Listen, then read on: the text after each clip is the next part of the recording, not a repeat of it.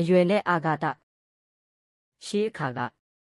ဘာယာနာတိပြည်ကိုမင်းလုံးအုပ်ချုပ်နေတဲ့ဗျမတက်မင်းကြီးမှာဗျမဒတ္တကုမာရဆိုတဲ့သားတော်တစ်ပါးရှိတယ်။အဲ့ဒီသားတော်ဟာဇယိုက်ကျမ်းတန်းခတ်ထန်တဲ့အသက်16နှစ်ပြည့်တဲ့အခါမှာမမာနမထောင်လွှားရန်အချမ်းအပူဒဏ်ကိုကြံ့ကြံ့ခိုင်ခံနိုင်စေရန်လောကဗဟုတုတစာရိတ္တအကျင့်ဇယိုက်မျိုးစုံကိုသိရှိစေရန်ဆိုတဲ့ရည်ရွယ်ချက်နဲ့ရဝေးမြေချာတိုင်းတစ်ပါးရှိဒီတာပါမောက္ခဆရာကြီးထံအတတ်ပညာသင်ယူရန်ဆေးလွတ်ခဲ့တယ်။ပညာတော်သင်ခီးသွားတဲ့သားတော်ကိုလွှာချင်းဖနက်တရံထိတလက်နဲ့ငွေတစ်ပြား1000ထည့်ပေးလိုက်တယ်။မင်းသားငယ်ကမိဘနှစ်ပါးကိုရှိခိုးကန်တော်ပြီးဗရာဏတိပြည်ကထွက်လာခဲ့တယ်။တက္ကသိုလ်ဆရာကြီးထံရောက်တဲ့အခါမှာဖနက်ချွတ်ထိပိတ်ပြီးဆရာကြီးကိုရှိခိုးကန်တော်ရင်းလာခဲ့ရတဲ့အေချောင်းရင်းနဲ့မိမိရဲ့ဇာတိမျိုးနွယ်တို့ကိုပြောပြတယ်။အဲ့ဒီနေ့ကစပြီးဆရာကြီးဟာမင်းသားငယ်ကိုအတတ်ပညာတွေသင်ပေးတယ်ပညာသင်ကြားနေရင်းကတရက်မှာမင်းသားငယ်ဟာဆရာကြီးနဲ့အတူရေချိုးသွားရတယ်လမ်းခီးမှာနေလန်းထားတဲ့နှမ်းကိုတွေ့တော့စားခြင်းစိတ်ဖြစ်ပေါ်လာတာနဲ့လက်နဲ့တဆုပ်စာနှိုက်ယူပြီးစားလိုက်တယ်ဒီလို3ရက်တိုင်တိုင်ရက်ဆက်ခိုးယူစားတောက်နေတာကိုနန်းပိုင်ရှင်မိမအိုကြီးကတွေ့သွားတယ်မခံမရက်နိုင်ဖြစ်ကဆရာကြီးကိုတိုင်တန်းလိုက်တယ်ဆရာကြီးကတပြည့်ရဲ့ကြောကုန်းကိုဝါချမ်းများနဲ့3ချက်ရိုက်ကဆုံးမအပြစ်ပေးခဲ့တယ်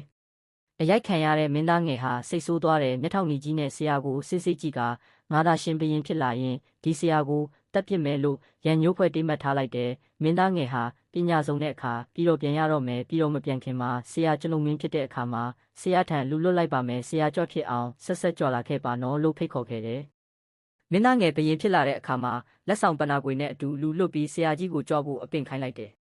ဒီတာပါမောက္ခဆရာကြီးကကြွမလာဘူးဆရာကြီးရဲ့စိတ်ထဲမှာငယ်ရွယ်သူတွေဟာကျေးဇူးတရားအပေါ်မတိတတ်ကြသေးဘူးကျေးဇူးတရားအပေါ်တည်နာလဲနိုင်တဲ့အသက်အရွယ်ရောက်မှသွားတွေ့မယ်လို့ကြံ့ရွယ်ထားတယ်နှစ်ပေါင်းအတော်ကြာမှမင်းသားငယ်စီသွားတယ်မင်းသားဟာဆရာကိုတွေ့လျင်တွေ့ချင်းဆရာရိုက်ခဲ့တာကိုယခုတိုင်မေ့မရသေးပါဘူးဒီကနေ့တော့ဆရာကိုလက်စားချေတဲ့အနေနဲ့တက်ရပါလိမ့်မယ်လို့မင်းသားငယ်ကချင်းချောက်ပြောဆိုလိုက်တယ်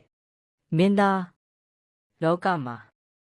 အပြစ်ကျူးလွန်တဲ့သားသမီးတပည့်တွေကိုမိဘဆရာသမားတို့ကရိုက်ပုတ်ဆုံးမခြင်းဟာရန်ညိုးဖွဲ့လျက်ဒေါသနဲ့ရိုက်ပုတ်ခြင်းမဟုတ်ပါအာဃာတအမုန်းမပါဘူးလိမ္မာရင်ကျေးစေရန်တွင်တင်ဆုံးမပေးခြင်းသာဖြစ်ပါတယ်ဒါကြောင့်မို့မိဘဆရာသမားတွေအပေါ်အမုန်းပွားရန်ညိုးမထားသင့်ပါဘူးအတင်မင်းသားရဲ့နှမ်းခိုးစားမှုကိုမပြောပလောက်တဲ့အပြစ်လို့ယူဆကာငါကမဆုံးမပဲထားခဲ့ရင်တဆနဲ့အတင်ရဲလာကခိုးဆိုးလူရဲ့ပြည်ရွာကိုပင်ဖြတ်လာနိုင်တယ်အဲ့ဒီကတဆင့်မင်းပြစ်မင်းတန်တင်ကအကျိုးမဲ့ပျက်စီးသွားနိုင်တယ်အခုလို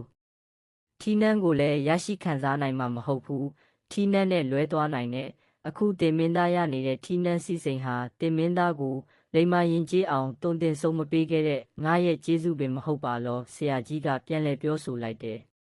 အနီးအနားမှာခါစားနေကြတဲ့ပညာရှိမှုမှတ်တွေကလည်းဟုတ်တာပေါ့ဆရာကြီးပေးတဲ့ထီးနှန်းစီစိန်ပေါ့လို့ဝိုင်းဝန်းထောက်ခံပြောဆိုလာကြတယ်ဘုရင်ဖြစ်သူဟာဆရာကြီးရဲ့အဆုံးအမကိုနှစ်သက်လက်ခံနိုင်တဲ့အရွယ်ရောက်လာပြီဖြစ်တာမို့အညိုတေးထားခဲ့တဲ့အာဃာတတွေပျောက်ကွယ်သွားခဲ့ရတယ်ဆရာကြီးအာထီနန်စီစိန်ကိုပင်အနှင်းပေးတယ်ဆရာကြီးကလက်မခံဘူး